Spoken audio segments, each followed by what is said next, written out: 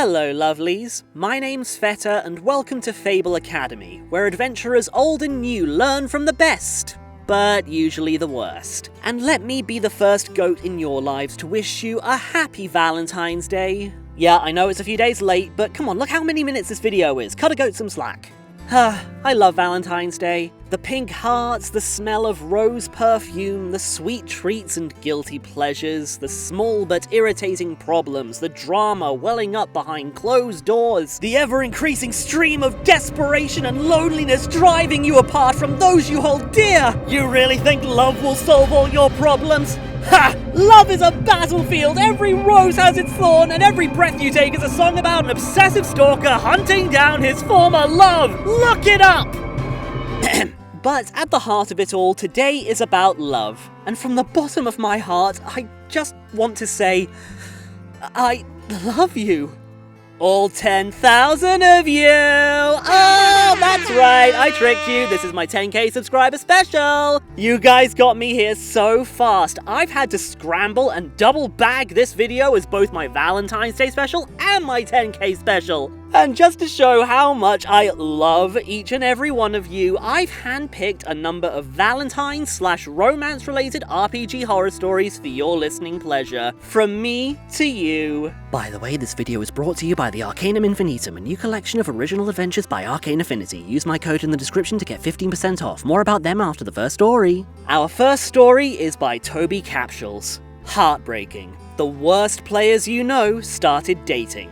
Hello. I hope you're having a good day. This is an experience that I'm pretty sure most everyone who's ever been a teenager has endured, but I think it's pretty funny in retrospect, so I thought I'd share my piece. I'm one of the DMs in my school's D&D club, and for most of the school year we had weekly meetings in the club sponsor's classroom. The two problem players in question I will call B and V, because they didn't actually play the game enough for me to justify calling them by their class titles in this story. For context, this party originally had another DM, but I stepped up to DM after he got a job and had to quit. B was a close friend of his, and V was assisting him with his DMing.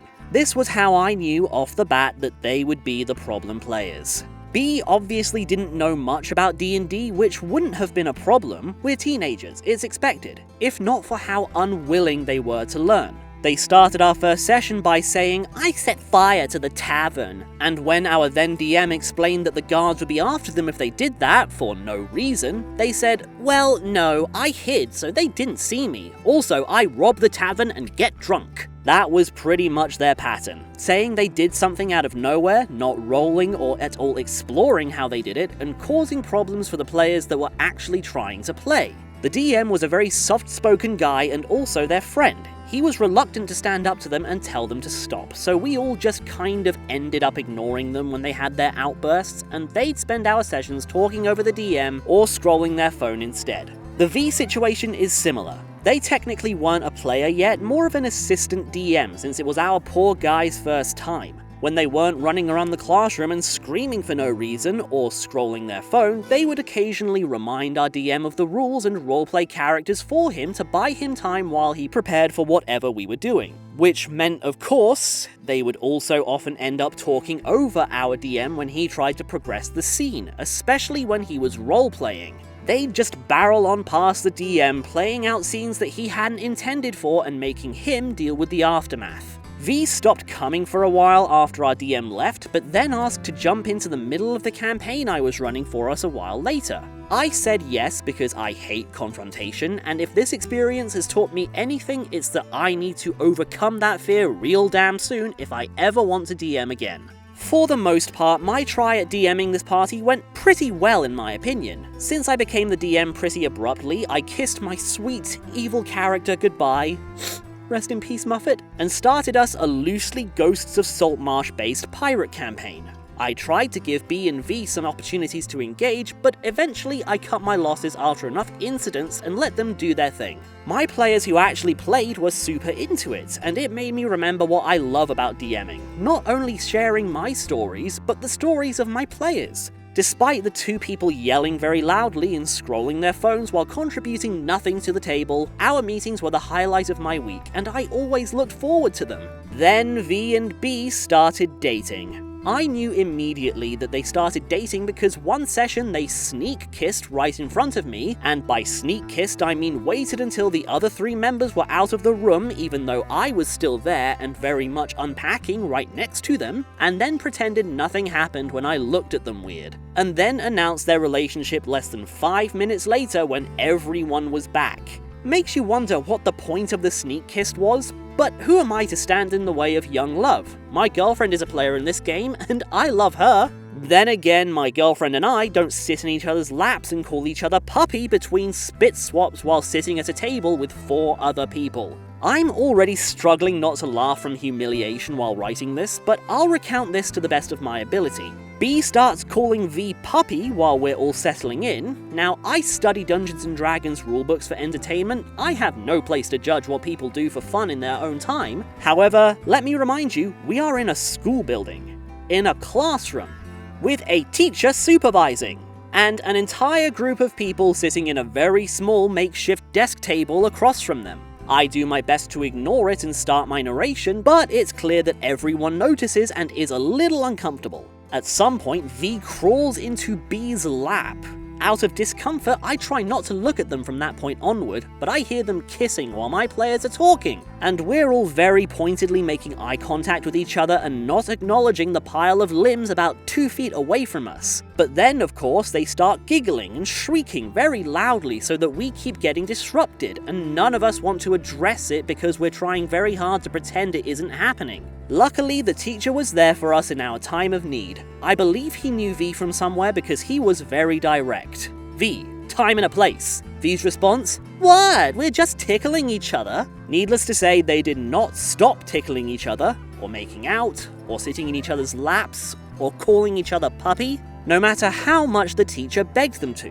We were spared eventually when they left early because they weren't doing anything in the game. Gee, I wonder why. But the rest of the session was mostly just spent in awe of the fact that we'd just witnessed such a beautiful, repulsive example of everlasting love. Personally, I think it was very touching, and that's excluding all the touching they did to each other. No notes. Sorry for the long post, but I like to talk. Oh hey, me too. I hope this story made you smile. It's worth the discomfort now because we all laugh about it, but at the time it felt like my skeleton was trying to break out of my skin and run away. TLDR, 2 problem players start dating and immediately get handsy with each other in the middle of a game. Ew. Also, double ew. A time and a place doesn't even feel like it covers this situation. I genuinely feel a little dirty for having read this. Like, okay, I get it. I was a teenager too. I know puberty is a whole mess and everything's new and exciting and you feel like you can get away with anything. But I was a teenager when being a nerd and a furry was weird and got you ostracized and outcast like the mighty goat in the sky intended. I mean, making out, calling each other puppy, what is with these kids? These flash-in-the-pan, hormone-driven relationships are uncomfortable enough for everyone around them. You don't get a trophy for icking out as many people as possible in a 5-minute time frame. And it's a shame too, because OP was putting together a pretty kick-ass game here, especially for a high school club. And on a serious note, I feel so bad for this teacher, and it kinda makes me feel bad for every single teacher that has to deal with these kinds of teenage kicks, especially in this day and age. I say we legalize giving teachers fully loaded spray bottles to deter this kind of behavior. I mean, that's what I grew up with, and look how normal I turned out. Alright, I know that a bunch of Reddit stories isn't a great gift for our first Valentine's Day together, and doubling it up with a subs milestone is a little douchey. I'm sorry. So let me make it up to you. With this message from our video sponsor, Arcane Affinity. Ooh, this video is gonna be a triple whammy. First sponsorship, baby!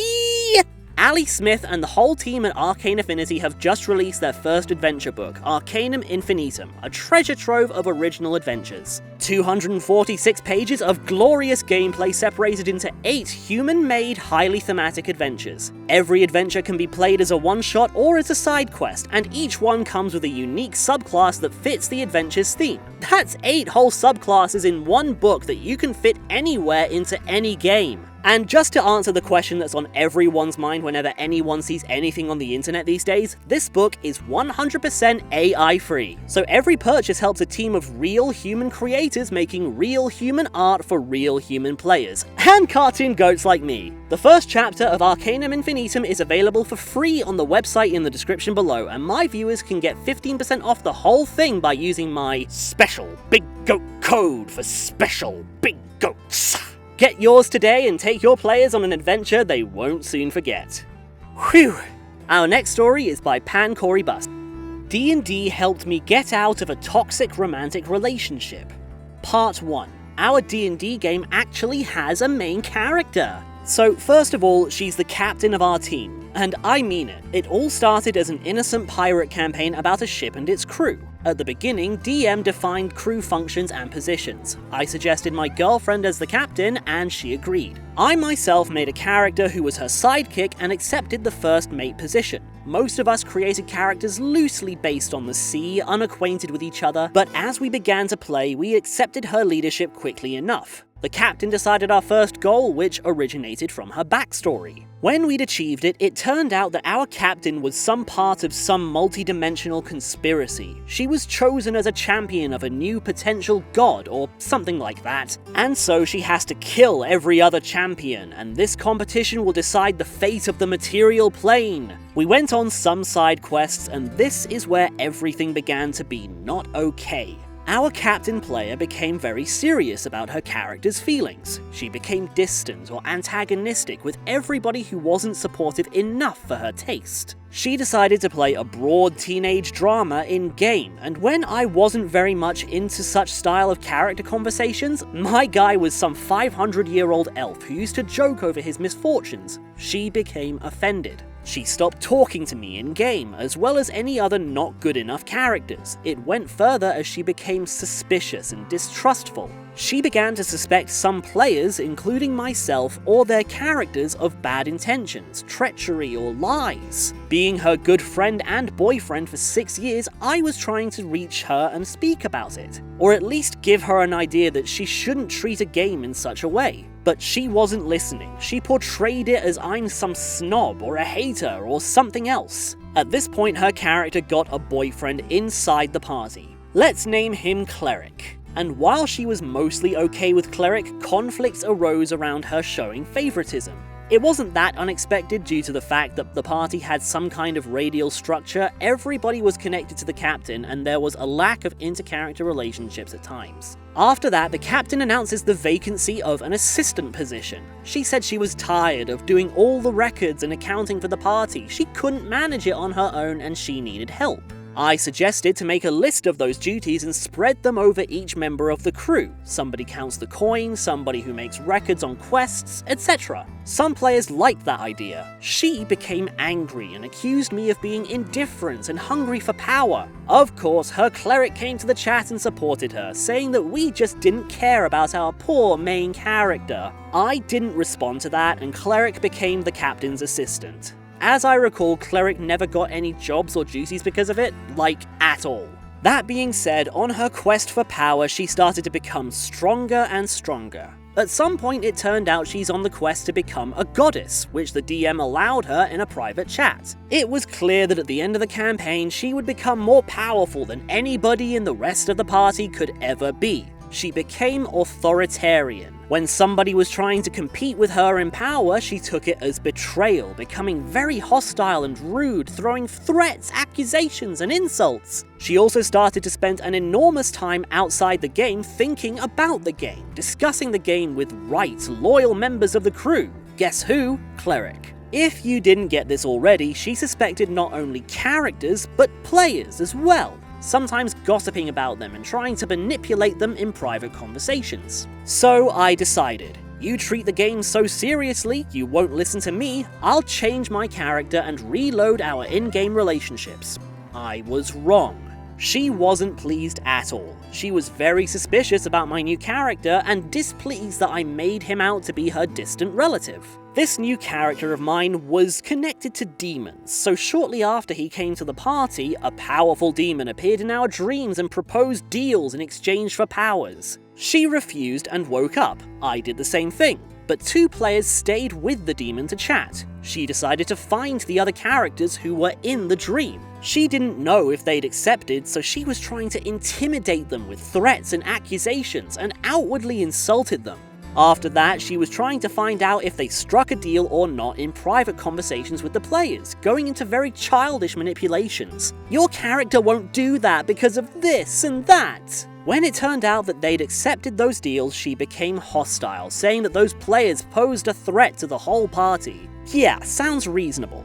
But at the same time, she was looking for a deal herself. I knew it for sure because we lived together. It's even funnier due to the fact that her in-game boyfriend Cleric almost killed the whole party with his actions. And she didn't say a word to him, and she was very protective of him. I also told her that my character would be in danger because of these deals. She declined the deal only because there was no useful deal for her class. The atmosphere was heating up. There were more conflicts with her character. She was very pissed off about it. Why, she would say, does everybody want something from her? So yeah, I've tried to explain to her that when she consolidates all power in her hands and becomes potentially stronger than everybody else will feel small and unimportant. She said I was a jealous munchkin who doesn't want to roleplay and only wants to min-max a character, and I just want to be like her. She also said that nothing bad could come of her being a goddess because we're her friends and she's good to us. This meant, yes, you have to be my friends in order to achieve your in-game goals, and if you're not, well... She was serious about the words friend and friendship though, and now I'm thinking that maybe this is what stock she puts into those words. Little by little, this campaign turns into a campaign about her. Her personal quest becomes our main plot, and more to it, world-changing, I wouldn't call it world-saving, mission. She assembled every quest into her plot. Wherever we go, we find something for her. And even our personal enemies and rivals became a snack for her, awaiting their last blow from the captain. We literally attended 0 quests in which she didn't have some kind of interest. I can't say for sure about every quest in the game, but I suggested she could try to own some of them by post-factum attaching to them. And when a new character of a constant player comes into the game, she asks him a question. Did you bring any troubles with you? Which means 1. Warn me about what I'll get bothered by, and 2. You shouldn't have any secrets from me. If things go messy, or she just doesn't like it, she plays a victim of betrayal both at and away from the table, and attempts self-harm in-game. At this point, the captain made a short journey from naive young noblewoman to crazy paranoid tyrant. She practiced cannibalism, not only on enemies, eating souls in order to prepare her body for the soul of a god. She insults every player character or NPC who isn't compliant with her and asserts her dominance in every way possible. At the time I'm writing this, she's tried to kill at least 1 child for disrespect. A few times I've asked if it's all part of some roleplay, or if she just wanted to play such a dark character. If yes, I'm cool with that, but at least admit it. She was very offended. She wasn't angry that I called her captain an evil character, she was angry that I said she can't be a good character. When she threatened my new character, I was done. I knew that the game was more important to her, but couldn't take it anymore, so I left the ship and the game. Ah yes, it wasn't only the ship in the game. Okay, I'm taking a breather here because this story is long. Also, don't think it's lost on me that both of these stories are centered around games that are pirate-themed. Honestly, I hope I get to play a pirate campaign sometime, one with mythical monsters that defy legend, sea monsters that could sink your whole ship in one attack, going island to island in search of treasure. Something like that old Sinbad and the Seven Seas movie. You know, the one where Brad Pitt plays this guy who's clearly meant to be sexy, but Eris caused so many awakenings, so we're just all like, Brad who? And if Eris isn't your cup of tea, there's always these 3 dreamboats right here. Anyway, enough thirsting over early 2000s DreamWorks movies, back to the story. Part 2. I get uncomfortable around depressed people, or the context. So, as I was saying, me and Captain's player were in romantic relationships for 6 years. We've started TTRPGs together and found other players via Discord groups. We were the 2 people who encouraged our DM to start this campaign. When she got a boyfriend in the game, I was okay with it. It's just a game, it's just role-playing. She likes romantic themes and reads a lot of fanfiction, I get it. Shortly after this, it became obvious that Cleric's player had a crush on her. We became friends with Cleric, and I was sorry for her because of it, because my girlfriend never showed any desire to break up. When things went wrong, Captain, my girlfriend, became very closed off and defensive. But the Cleric's player was there to justify her every action. When I was pointing to the problems, she was talking about it to Cleric, and Cleric was always saying that I was wrong and Captain was right all along. For her, that was enough. And when I asked to change something and at least come to an agreement, she just walked away. Even in public, she lost the ability to control herself. She was always joking about my character, and I took that just fine. But as soon as I started joking about her character, she got defensive and offended. She managed to paint this image that I was teasing her for no reason. It was all taking place while I was having a hard time with depression.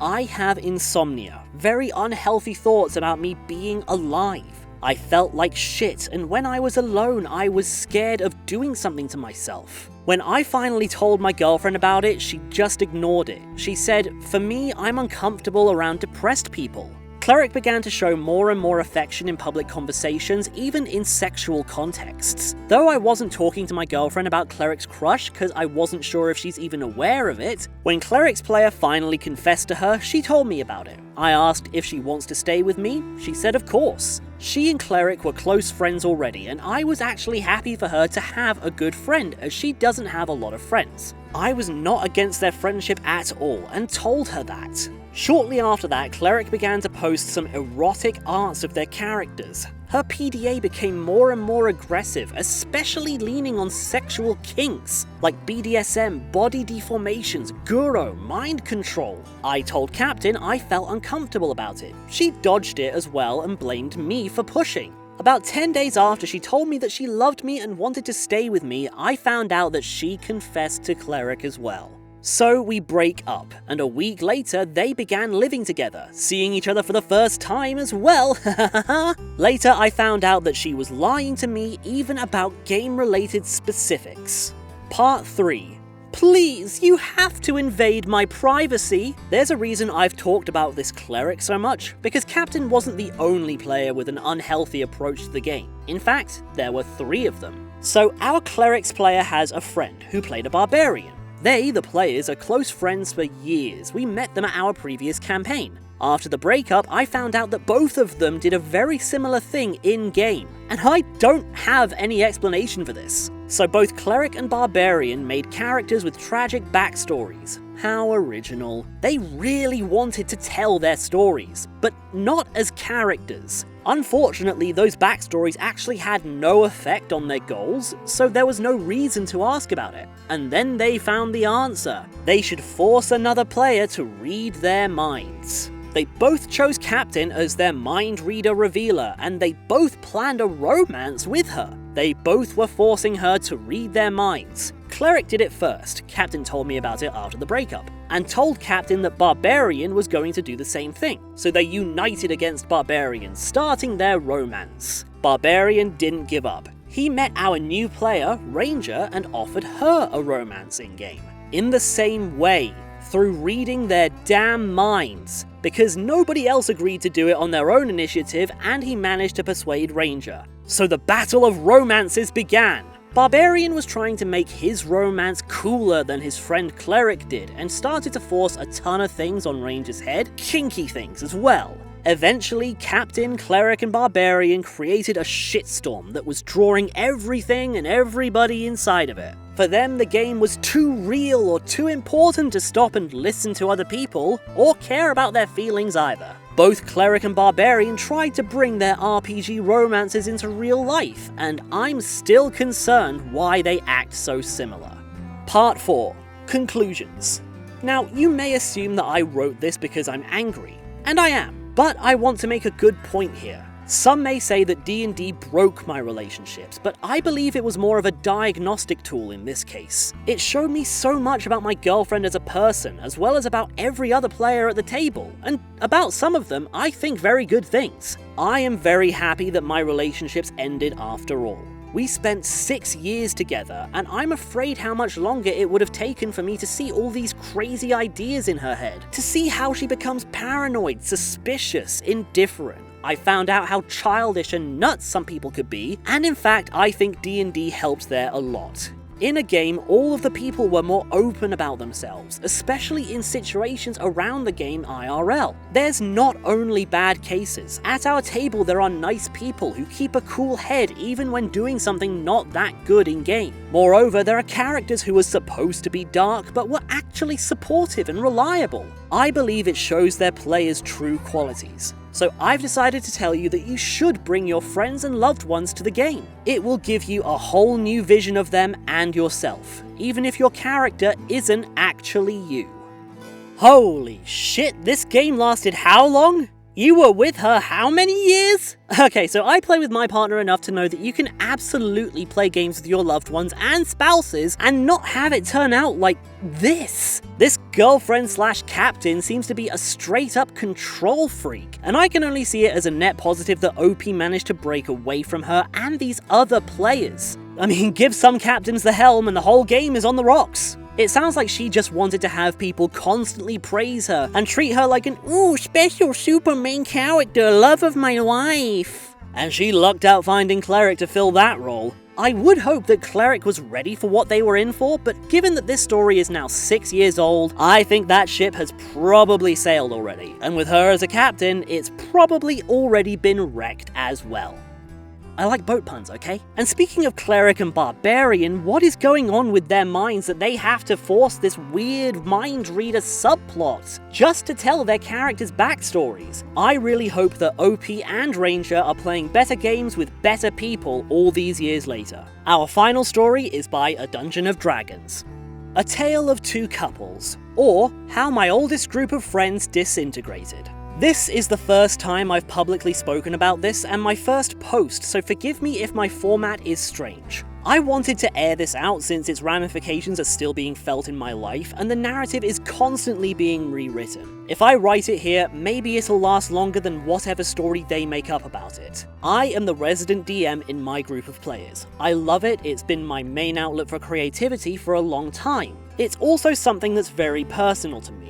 I love helping my players tell their stories, and I feel an incredible amount of responsibility for how it ends up. I often see it as my opportunity to leave a positive mark on the people in my life, and it brings me great joy when everyone is into the game and enjoying themselves and seeing some growth from the plots. I started running games in high school, and with mostly the same players. Over time my group evolved, but we mostly stayed good friends even if we weren't playing together. Every game I ran, I'd try to shake up the group a little, to challenge me and the more veteran players so it never got stale. This led to my main group being me, my partner, 2 other couples, and a couple other players including my brother. At the time I was running a superhero RPG, focused on high schoolers who got powers and eventually grew into adults with lots of drama. It was pretty good overall, though it had one big problematic moment. 2 of the characters in the game were in a pretty toxic relationship, their players being my partner and one half of one of the other couples. Let's call her Julie. My partner and Julie were playing their parts in the soap opera perfectly, but at one point Julie's character revealed that they were texting another character on the side, and broke up with my partner's character to get with them immediately afterwards. Some feelings were hurt, but this other character was played by my brother and they had recently started dating. So we saw this as a means for Julie to flirt with my brother's character in-game, and it seemed mostly harmless. I mentioned it made me a bit uncomfortable since it was a little close to something that had happened to me a few years before, but Julie defended the action saying, "It's not like we cheated or anything. This is important for later." With that game finally wrapped up, it was time to run my next big project, and I was excited to run Deadlands for the first time. I wanted to be a bit choosier with my group this time and pick people I knew were good at learning games and interested in westerns. The group I ended up getting were my best roleplayers at the time, my partner, and the 2 other couples, my brother and Julie, and the other couple who we'll call Jack and Diane. Some background first. Jack and Diane had been together almost as long as I had been with my partner, being sweethearts in high school and persisting until college. We would all hang out outside of the game often, and our larger group had lofty dreams of all living close to one another when we were all finally done with college and schooling and the like. We were all each other's best friends and would often confide in one another. Jack even got me interested in my eventual STEM major choice, and I respected his opinion greatly even though he was younger than me. It was just good fun with good friends back then. Deadlands shaped up to be my best game yet, with all my players being so invested, oftentimes I'd be able to just let them roleplay for hours without my intervention. They would find things to talk about with one another just to keep roleplaying. It got so heavily RP focused that when combat did happen it became a big deal. There were stakes unlike any other game I had run. I felt like I had cracked some hidden code. It was great at first, but then Julie's character got with Jack's character in-game. Now this wasn't super uncommon for our group, we were all really close friends, and we all knew the unspoken rule: the game isn't real life. Romance and things like that were really good story tools, and I never would blanket stop these sorts of things because they often made the drama really solid. It started really cute, with the two characters courting each other and eventually becoming deeply in love. Diane and my partner both found an NPC to romance, and my brother wasn't really into that sort of story, and so he stayed a lone wolf. The game progressed in a way where the players would constantly roleplay with each other even out of game time, and send me the transcripts of their text convos as the plot ramped up. It'd be nearly every day I'd hear from nearly everyone. The game was nearly all we talked about. A year passed and Jack and Diane moved out of town, but were determined to keep playing. Jack made the commitment to drive down every week if occasionally we'd drive up to him to play. We made this pact to keep going. The game was so good, why'd we want to stop? All our schedules started to get busier, and we got to a big cliffhanger in the game before a hiatus where my partner couldn't play. During the hiatus, I suggested that we play a one-shot down at Jack's place, and my partner could meet us there at the end and we'd all just camp out in their apartment. The one-shot was one of my best. I was at the top of my game, but I started to realize some strange tension. Jack's character would actively try not to work with Diane's and instead focused a whole lot on Julie. My brother's character was in a relationship with Julie's, but there seemed to be a lot of weird tension there too where they wouldn't talk much. I tried to think nothing of it and thought it was just some good game drama. A couple of weeks later and we hadn't returned to Deadlands yet because it was Valentine's Day and everyone had plans. Suddenly, as me and my partner were commuting our way to college, we got a group text from Jack explaining that Jack and Diane were breaking up, and that they had talked about it, and even though it was tense, that they'd like everyone to be friends still.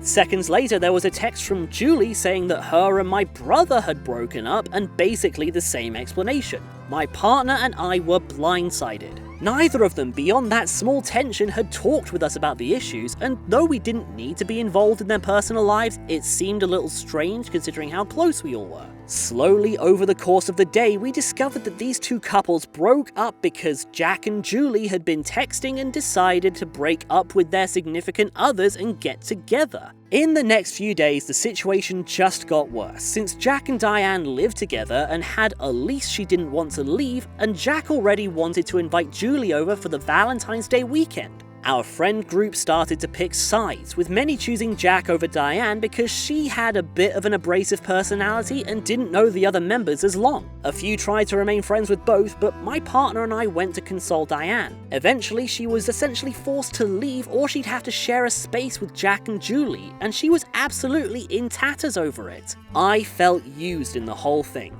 The unspoken rule was broken. They used my game to talk romantically with one another, often using the excuse that it was only in character. I thought nothing of it at the time, but it became incredibly apparent to me that what Julie's character did to my partner's character all those years ago, she did in real life.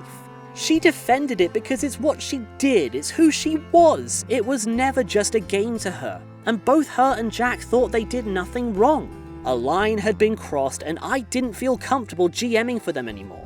When I announced that I wouldn't be running Deadlands anymore and they wouldn't be allowed in my games anymore, they acted surprised. They were confused and didn't know what they'd done wrong, claiming that out of character things shouldn't matter. My brother and Diane didn't feel comfortable returning either, and my partner was more angry than I was at the whole thing. Needless to say, the comfortable group dynamic was gone, and the effect of it rippled out to all parts of our friend group. I just couldn't accept that people would side with Jack on this one. It felt like an incredibly mean move to not just Diane, but to my brother. He wouldn't show it at the time, but later he'd confess to being seriously hurt and a little traumatized by the whole situation. Suddenly, it felt like it became a game of who's more my friend, and a lot of people chose Jack rather than my brother, and I couldn't do the same. I tried to reach out to Jack a few weeks later, trying to extend an olive branch and give him a chance to apologize. All I got was excuses. How else could I have done it, he asked me. I knew I'd never get what I wanted out of him at that point. I cut off contact, blocked both Jack and Julie on social media, and tried to move on with my life. At the time, I never wanted to DM again. It hurt too much to be vulnerable like that. Today I feel that it was one of the best choices I've ever made, though it still hurts deep down. Jack was very manipulative, controlling, and judgmental, and though my rose-tinted glasses don't let me forget the good times, there were a lot of bad times that I let slide before all this. Him and Julie are getting married now. I only know this because a lot of my friends still hang out with him. Diane, my partner, and I roomed together through undergrad, and we lost contact after we moved to our own place. My brother had a rough time, but is happily with someone new now and doing well. Today I'm GMing for my brother, my partner, and some of my old friends and some new ones. For the most part, we've been much happier without them. Some of my friends today have continued talking to Jack, spending time with him and Julie. On occasion, they tell me about how he just couldn't get rid of Diane and how she was too persistent. To this day, neither of them feel any remorse for what they did. I still don't talk to them, but it's hard to make new friends, so I'm still in a few circles they frequent. I keep my mouth shut because I know Jack would probably turn them against me, but the narrative has changed immensely, and undoubtedly it'll change again. None of them mention what it did to anyone else, and suddenly it's Jack who's the victim. I hope one of them sees this, so that they know that someone knows the truth. TLDR, bad actors shatter decades-long friendships with no remorse. Jeez, I feel like I just got off a roller coaster I wasn't tall enough to ride. Okay, first off, what the hell? The lions, the witches, and the audacity of these bitches! Who breaks up with their partner on Valentine's Day? We've got to keep some special days on the calendar sacred? And in what world? In what world would two people cheating on their partners at the same table and getting together ever result in everyone at the table still remaining friends? In what universe? What conceivable timeline would you cheat on the DM's brother with another player at the table and still expect to play at that table? You know what, that part hits especially hard for me. I have a brother. He plays a lot of D&D. He actually DMs most of the time. He's been hurt at his table before, and it can shatter people in ways that are indescribable. So the nerve of Jack and Julie to just be like, what do you mean there's no more game? We only hurt your brother and another player out of character. That shouldn't affect anything. More to it than that, if you do go through any nasty breakups and you start playing custody battle with your friends, hanging ultimatums over their heads, that's really not a good look, even if a lot of the rubbish took itself out with them. I won't say OP is the one that got hurt the most in this story. It definitely seems like her brother and Diane got the worst end of the stick overall, but OP was betrayed in a very special way. They opened their space to their friends and invited them in to share in something magical together, something that seemed to be going amazingly well. And two of those friends completely violated that space and the comfort of everyone around them, including people they were claiming to love at the time. Don't do that, people. A table isn't just a physical thing with a bunch of paper and dice on it. It's your GM's heart being opened up to a long-term commitment and a shared experience. Treasure that. Appreciate it. And don't take advantage of it like these people did. Julie's definitely a piece of work in her own way. She can pass it off as, oh, it's just what I do. But yeah, that's what you do. And it's bad, and it's wrong. You use your friend's table to foster or strengthen real-world relationships and hurt people in the process. What is wrong with you? She and Jack are better off together, keeping their toxicity to their creepy little space and leaving good people like the DM, their partner, their brother, and especially Diane alone. I feel the worst for Diane to have drifted away from everyone after this. and I can only hope that she's found her own happiness these days. Lord knows it's not just the shitty people that deserve it, but that's just my thoughts on these stories. What do you guys think? Let me know in the comments, check out Arcanum Infinitum below. I hope you had a wonderful Valentine's Day whether you were loving your partners or loving yourself. Thank you for 10,000 subscribers, and I'll see you again real soon for our next lesson in Fable Academy.